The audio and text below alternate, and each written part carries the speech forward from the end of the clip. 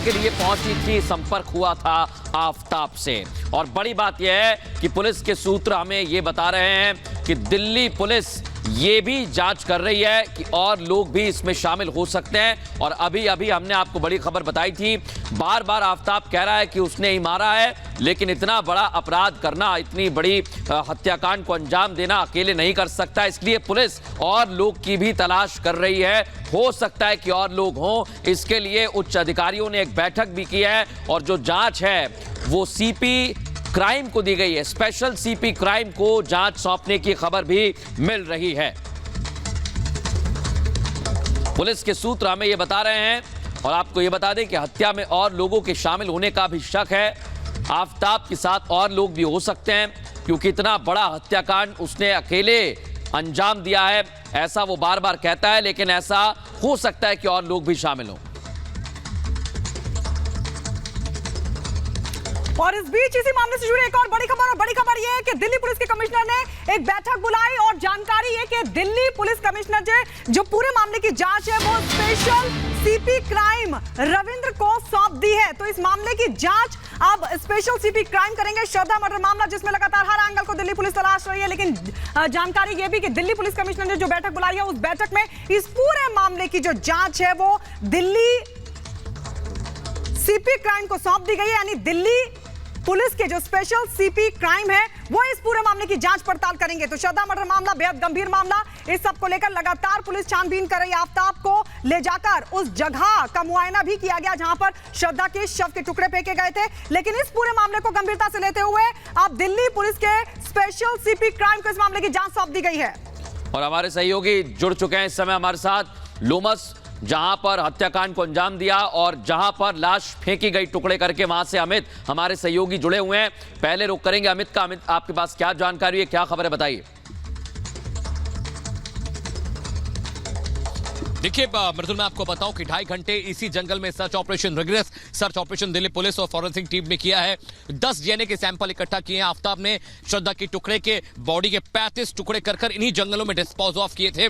और इस पूरे एरिया में करीब 30 मीटर का 30 बाई 30 का एक एरिया था, जिसे अभी कॉर्डन ऑफ कर इसी इलाके में सैंपल लिए गए। और आफताब ने यह कहा था कि यहीं पर पॉलिथीन के अंदर बंद कर और एक एसिडिक पाउडर का इस्तेमाल कर उसने तमाम बॉडीज को इन्हीं जंगलों में, इन्हीं झाड़ियों में फेंका है।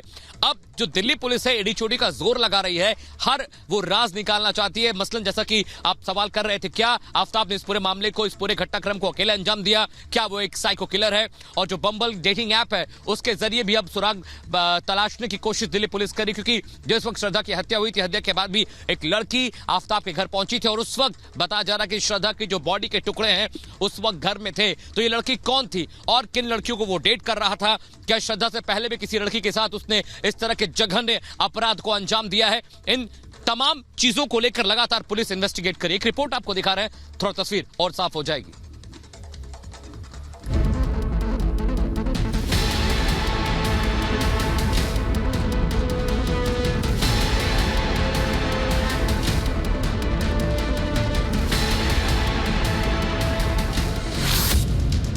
घना जंगल, हर तरफ कटीली झाड़ियां, सुराग की तलाश में कदम बढ़ाती पुलिस और साथ में है श्रद्धा के कत्ल का आरोपी। प्यार का गुनहगार, हैवान आफताब। तस्वीरें मेहरौली के उसी जंगल की हैं जहां आफताब के जल्लाद होने के सुराग बिखरे पड़े हैं। यहीं पर मासूम श्रद्धा के शव के न जाने कितने टुकड़े महीनों तक सड़ते रहे या किसी जानवर के मुंह का निवाला बने होंगे। पुलिस अब किसी भी कीमत पर आरोपी आफताब के गुनाहों का हिसाब करना चाहती है, इसीलिए जंगल से हर सुराग बटोरने में जुटी है। श्रद्धा मर्डर केस में पुलिस अब जांच तेज कर चुकी है। सच से सामना कराने के लिए पुलिस आफताब को उसी जंगल में लेकर पहुंची जहां इस राक्षस ने श्रद्धा का मर्डर कर बॉडी पार्ट से लेकर हर सुराग छिपाया। हत्या में इस्तेमाल हथियार फेंके, श्रद्धा का फोन फेंका। लगातार ये सवाल हो रहा है कि आखिर शव के जो एक श्रद्धा का जो पहले उसको मौत के घाट उतारा, उसके बाद किस हथियार का इस्तेमाल किया गया।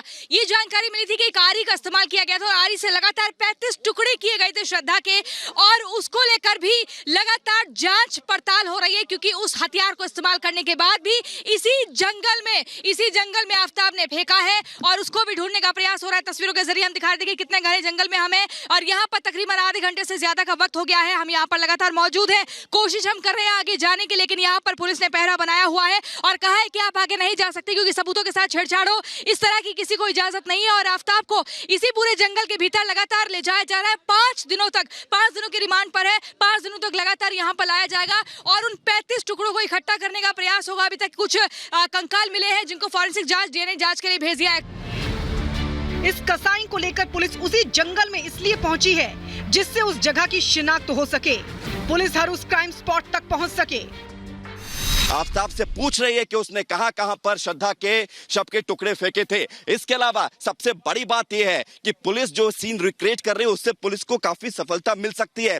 हालांकि पुलिस के साथ आरोपी है, पुलिस के पिक्चर बिल्कुल क्लियर है, लेकिन अभी जिस तरह से ब्रूटली श्रद्धा का मर्डर किया गया, उसके शव के टुकड़े किए गए, ये अपने आप में बड़ी बात है। इधर श्रद्धा के पिता ने आफताब के लिए मौत की सजा की मांग की है। उनके पिता ने कहा है, मुझे भरोसा है दिल्ली पुलिस पर और जांच सही दिशा में आगे बढ़ रही है। श्रद्धा अपने चाचा के करीब थी, मुझसे ज्यादा बात नहीं करती थी। मैं कभी भी आफताब के संपर्क में नहीं था। मैंने वसई में पहली शिकायत दर्ज कराई। जब पुलिस ने आफताब से पूछताछ की, क्या उसने आपके सामने कबूला कि उसने श्रद्धा के बॉडी के टुकड़े किए, 35 टुकड़ों में उसकी बॉडी को काटा? जी आप जिस वहीं दिन थे पुलिस तभी? दिल्ली, जी मैं वही था, मेरे सामने उसने डिक्लेयर किया। जिस दिन वो केस यहाँ से ट्रांसफर हुआ उसी दिन उसने डिक्लेयर किया कि मैंने ऐसे ऐसे श्रद्धा का किया।